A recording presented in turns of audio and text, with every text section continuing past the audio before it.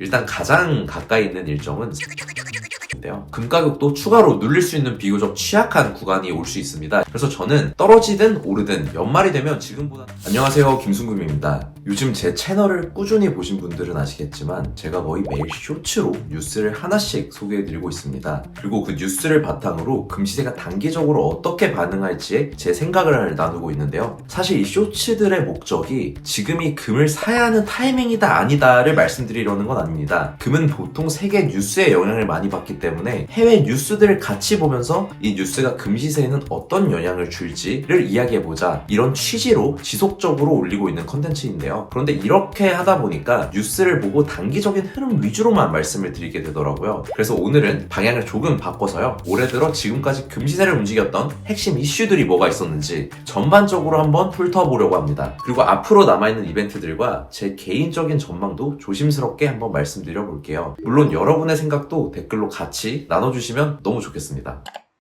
오늘은 2월 27일인데요. 올해라고 해봐야 아직 2달이 채 안 됐습니다. 하지만 그 짧은 기간 동안 시세는 꽤 다이나믹하게 움직였는데요. 그래프로 보면 이렇습니다. 포인트가 되는 구간들을 한번 살펴보면 첫 번째로는 여기인데요. 1월 내내 금값이 오르다가 중순이 되면서 급격하게 속도가 붙더니 1월 29일에는 최고점 약 5,500불을 찍었습니다. 두 번째는 1월 말에서 2월 초에 금값이 급락하는 구간인데요. 짧은 기간 동안 오른 만큼 되돌리는 굉장히 가파른 조정이 나왔던 구간이죠. 그리고 마지막은 지금 제가 촬영하고 있는 시점과 가장 가까운 최근 구간입니다. 처음에 폭등했을 때만큼의 강한 기세는 아니지만 두 번째 폭락 이후에 다시 서서히 회복하는 흐름이 나왔습니다. 2월 27일 기준 금값은 약 5,200불 수준에서 거래되고 있고요. 다시 완만한 상승세로 방향을 잡아가는 모습입니다. 지금 당장은 이란과 미국의 전쟁 리스크 때문에 금값이 또 급하게 요동치는 모습을 보이고 있습니다. 그럼 이렇게 금시세를 크게 움직였던 배경에는 어떤 이슈들이 있었는지 하나씩 좀 짚어보는 시간을 갖겠습니다. 첫 번째 이슈는 화폐 가치 하락과 중앙은행의 금매입입니다. 2025년 말부터 이미 금값은 계속 오르고 있었는데요. 26년도가 되자마자 거의 매일같이 사상 최고가를 경신한다라는 뉴스가 나올 정도로 금시세는 가파르게 뛰기 시작했습니다. 이때 제가 올해 첫 영상으로 이 현상에 대해 한번 정리를 했었는데요. 사실 조회수는 아주 잘 나온 영상은 아니었지만 그래도 2026년을 시작하면서 알고 가면 굉장히 좋을 내용이라고 생각을 해서 준비했던 영상이었습니다. 그때 저는 이렇게 말씀을 드렸어요. 결론부터 말하자면 2026년 경제를 한마디로 화폐가치 하락이라고 표현합니다. 원인은 주식 폭등, 환율, 부동산 시장 악화, 제조업 경기 등등 영상마다 그 비중이 다르다 뿐이지 결국 화폐 가치가 떨어지고 있다는 결론으로 통일됩니다. 저는 그때도 화폐 가치가 하락하고 있기 때문이다 라고 했었는데요. 화폐 가치가 왜 하락했냐면 영상을 보신 분들이나 이 시기에 금에 대해 관심이 많으셨던 분들은 아실 텐데 미국 정부의 부채가 약 36조 달러 이상을 넘어서고 있고 이자 비용으로만 연간 1조 달러를 내야 합니다. 1조 원도 아니고 1조 달러입니다. 당연히 돈을 더 이상 갚을 수가 없습니다. 이렇게 부채가 눈덩이처럼 불어나고 이자 부담마저 감당하기 어려운 수준이 되다 보니까 결국 돈을 더 찍어낼 수밖에 없는 방향으로 기울게 됩니다. 그렇게 돈을 계속 찍어내게 되면 화폐 가치는 떨어지고 상대적으로 희소한 실물 자산인 금의 가치는 올라가게 되는 거죠. 이때 화폐 가치가 정말로 떨어지고 있구나를 또 한 번 느끼게 해준 게 바로 중앙은행들의 행동이었습니다. 2010년부터 2021년까지 중앙은행들의 연평균 금 순 매입량은 약 473톤 수준이었는데요. 근데 2022년을 기점으로 이 추세가 완전히 달라지는 것을 확인할 수 있습니다. 2022년에 1080톤 순매입, 1967년 이후 역대 최고치 기록을 갱신했고요. 2023년 역시 1050.8톤을 순매입해서 역대 2위 기록에 근접해 있습니다. 돈을 찍어내는 주체인 중앙은행이 정작 자신들이 찍어내는 통화를 100% 신뢰하지 못하고 금을 예비 자산으로 엄청나게 많이 사들이고 있다는 점인데요. 그렇게 화폐 가치가 떨어지고 그 불안감은 고스란히 금 시세에 영향을 주게 되었죠. 두 번째 이슈는 케빈 워시의 연준 의장 후보 지명이었습니다. 영원히 쭉쭉 오를 것 같던 금값의 기세가 갑자기 꺾이는 구간이 있었는데 이때가 바로 트럼프 대통령이 케빈 워시를 차기 연준 의장으로 공개 지명하면서부터입니다. 지난주 금값이 40년 만에 최대폭으로 떨어지며 다들 충격이 크셨을 텐데요. 트럼프 대통령이 인플레이션 파이터인 케빈 워시를 차기 연준 의장으로 지명하자 이제 돈풀기는 끝났다는 공포감에 투매가 쏟아졌습니다. 케빈 워시는 2006년에서 2011년 연준 이사로 활동할 당시 물가 안정, 그러니까 인플레이션을 잡는 것을 가장 중요하게 생각했던 사람인데요. 그래서 시장에서는 이 사람이 의장이 되면 경기가 조금만 힘들어져도 물가부터 잡으려고 할 것이다. 금리를 쉽게 내리지 않을 수 있다. 이런 기대와 우려가 동시에 나올 수밖에 없었습니다. 금리가 높게 유지되면 은행 예금이나 채권처럼 이자를 주는 자산의 매력이 상대적으로 커지고요. 이자가 없는 금은 단기적으로는 덜 매력적으로 보이게 되잖아요. 그래서 이 뉴스가 나온 직후에는 당분간 금리 인하가 멀어졌다라는 해석이 먼저 반영이 되면서 금값과 은값이 단기적으로 크게 흔들리고 급락이 나왔었던 겁니다. 그런데 금은 단순히 그냥 뉴스에 나오는 숫자 그대로인 명목금리 하나만 보고 움직이는 자산은 아니죠. 금 가격에 더 직접적인 영향을 주는 것은 물가를 제외하고 실제로 남은 수익률, 즉 실질금리입니다. 만약 금리는 높은 수준을 유지하더라도 물가 상승 속도가 더욱 빠르다면 실제로 체감하는 수익률은 낮아지거나 마이너스가 될 수 있습니다. 이런 상황에서는 은행에 돈을 넣어두는 것보다는 금을 보유하는 것이 낫다고 판단하는 자금이 늘어날 수 있는데요. 정리하자면 처음에는 금리 인하 지연이라는 공포 때문에 금값이 과하게 눌렸다가 시간이 지나면서는 실제로 인플레이션, 실질금리, 달러 강세와 약세까지 같이 봐야 한다는 인식이 다시 작동하기 시작한 겁니다. 그 과정에서 과도한 공포가 조금씩 되돌려지고 실질금리와 달러 흐름이 맞물리면서 금값도 천천히 서서히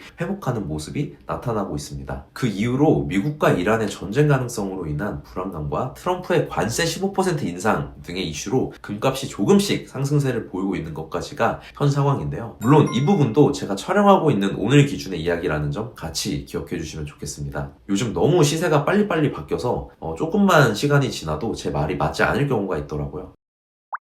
그럼 올해는 아직 많이 남았는데 앞으로는 무슨 이벤트가 있을까요? 일단 가장 가까이 있는 일정은 4월 15일 미국의 세금 납부 시즌인데요. 이때는 세금을 내기 위해서 투자자들이 가지고 있던 자산을 일부 팔아서 현금을 마련하는 경우가 있습니다. 그러다 보니까 시장에 돌던 돈이 조금 다시 줄어들 수 있고 전체적으로 유동성이 조금 마르는 구간에 접어들 수 있다라는 말씀을 드리고 싶고, 여기서 더해서 미국 재무부는 4월 말까지 정부 계좌인 TGA 잔고를 약 1조 250억 달러 수준으로 끌어올릴 계획을 가지고 있는 것으로 알려져 있는데요. TGA 잔고를 늘리기 위해서는 국채를 발행해서 시중에 있는 자금을 정부 쪽으로 더 끌어와야 하는데요. 결국 시장에서는 현금이 부족해지는 흐름이 이어질 가능성이 조금 더 높다라고 보고 있습니다. 이렇게 된다면 금 가격도 추가로 눌릴 수 있는 비교적 취약한 구간이 올 수 있습니다. 유동성이 줄어들면 투자자들이 현금을 확보하기 위해서 금을 포함한 자산을 일부 정리할 수 있기 때문인데요. 하지만 이 전쟁 리스크 때문에 금값이 갑자기 급등할 수 있는 가능성도 여러분 계속 염두는 해두셔야 됩니다. 다음으로는 11월 총선 이슈인데요. 선거도 중요하지만 선거까지의 흐름이 굉장히 중요하다고 봅니다. 11월까지는 지금부터 약 7개월 이상이 남았잖아요. 아까 말씀드렸던 것처럼 4월에 TGA 잔고를 높여두면 일단은 시장에서 돈을 빨아들이는 효과가 나오게 되는데요. 정부 입장에서는 현금을 미리 쌓아두는 거고 시장 입장에서는 그만큼 유동성이 줄어드는 구간이라고 말씀을 드렸습니다. 이렇게 4월에 잔고가 크게 쌓이게 되면 그 다음 분기부터는 쌓아둔 돈을 다시 쓰기 시작하면서 TGA가 자연스럽게 줄어드는 흐름을 가지게 되는데요. 그래서 5월부터 7월 사이에는 재무부가 조금 지출을 늘리면서 시장으로 자금이 다시 들어오고 이 과정에서 유동성이 조금씩 살아날 가능성이 크다고 보고 있습니다. 유동성이 회복되는 구간에는 주식 같은 위험자산뿐만이 아니라 금 같은 안전자산에도 자금이 다시 유입되기 쉽고요. 금값이 이전보다는 우상향하기 좋은 환경이 구축될 수 있다는 점 말씀드리고 싶습니다. 그리고 선거일이 얼마 안 남은 9월부터 11월 초까지는 그동안 시장에 조금씩 풀려온 돈이 계속 쌓이면서 투자에 쓸 자금이 충분해지는 구간인데요. 시장에 돈이 많아지면 주식이나 금 같은 자산을 사려는 움직임이 늘어나고 이 과정에서 자산 가격이 점점 올라갈 가능성이 매우 높아지게 됩니다. 또 정부 입장에서도 시장 분위기를 너무 불안하게 만들고 싶지는 않을 거예요. 돈을 한 번에 대량으로 푸는 대신 일정 기간에 걸쳐서 나눠서 집행하면서 급등과 급락을 피하려고 할 가능성이 큽니다. 제가 트럼프 대통령이라면 점진적으로 우상향하는 시장을 만드는 게 가장 좋지 않을까라고 생각이 드는데요. 그래도 저는 이번 선거 시즌이라고 해서 특별히 타이밍을 재기보다는 평소와 마찬가지로 크게 개의치 않고 일정한 기준을 갖고 지속적으로 매입을 이어갈 계획입니다. 다만 단기적으로 너무 급락하는 구간이 온다면 저는 오히려 그때 비중을 좀 더 늘려서 매수 쪽으로 접근해보고, 반대로 단기 급등이 나올 때는 잠시 매입을 멈추고 지켜보는 타이밍으로 삼으려고 합니다. 급등과 급락의 기준은 저는 개인적으로 3.5%를 기준으로 삼고 있습니다. 있습니다. 오늘은 이렇게 제가 그동안 쇼츠에서 짧게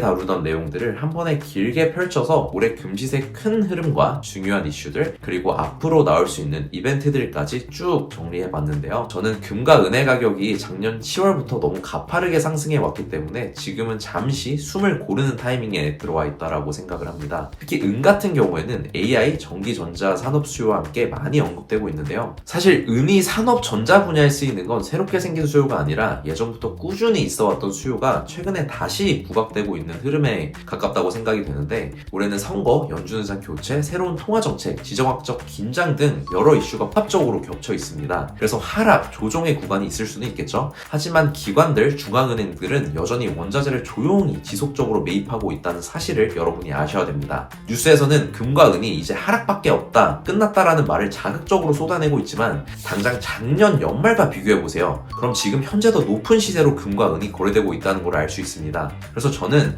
떨어지든 오르든 연말이 되면 지금보다는 조금 더 높은 가격대에서 금과 은이 거래될 가능성이 훨씬 더 열려있다라고 조심스럽게 보고 있는데요. 그런 관점에서 저는 지금은 숨고르기 구간이지만 큰 그림은 여전히 위를 향해 있다, 이렇게 생각을 하고 있습니다. 조정이 올 때마다 너무 무서워하지 않고 차분하게 대응을 하는 것이 중요할 것 같습니다. 항상 드리는 말씀인데요. 이건 어디까지나 제 개인적인 의견이고 여러분께 이렇게 하세요 라고 말씀드리려는 건 아닙니다. 남들 말 듣고 조급하게 움직이기보다는 여러분 각자의 상황과 이해되는 범위 안에서 내가 믿을 수 있을 만큼만 천천히 결정하셨으면 좋겠습니다. 혹시 혼자 고민이 되신다면요, 댓글이나 단톡방, 카페를 통해서 같이 이야기를 나누시면서 방향을 잡아오셔도 좋을 것 같습니다. 오늘 내용도 끝까지 함께 해주셔서 감사합니다.